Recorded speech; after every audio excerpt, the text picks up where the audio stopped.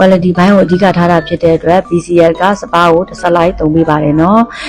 ပထမဆုံးအဆင့်မှာ soft ကိုသုံးပေးပါတယ် soft သုံးပြီးသွားပြီဆိုလို့ရှိရင်စာစကွက်မကြီးစကွက်ကိုသုံးပေးပါတယ်မကြီးစကွက်ကကြတော့အဓိကအသားရည်ကိုအရင်သိတာစီပါတယ်နော်ဒါကတော့ sugar စကွက်ပါ sugar စကွက်ကသုံးတာဖြစ်တဲ့အတွက်အသားရည်ကိုဣွားစေတယ်ပြောင်းသွားစေပါတယ်နော်အစင်းစင်းကိုတည်တည်ချာချာလေးသုံးပေးပါတယ်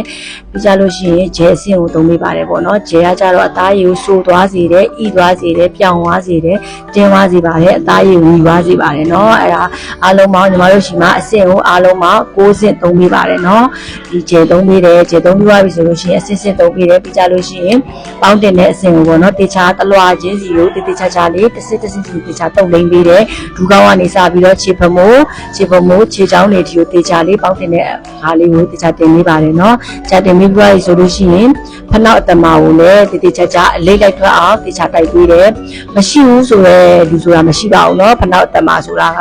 အဲဒီအတွက်ဖနောက်အတမာကိုတေချာချာလေးကိုတိုက်ပေးတယ်ဖနောက်အတမာတိုက်ပြီးသွားပြီဆိုလို့ရှိရင်เนาะပေါင်းတင်ထားတာလေးတွေကိုရေစေးချပြီးသွားရင်เนาะ body butter ကိုတေချာသုံးပေးတယ် body butter ကြတော့နေလောင်နေအောင်ကာကွယ်တာတွေတော့ပါတော့မဟုတ်ဘူးသူကတော့အဓိကအသားရည်ကိုပေါင်းတင်တဲ့အာနိသင်ပါစီတာဖြစ်တဲ့အတွက် body butter ကလည်းအရန်ကိုလူတွေအသားရည်အတွက်ကိုလူတွေအတွက်ကိုအရန်ကို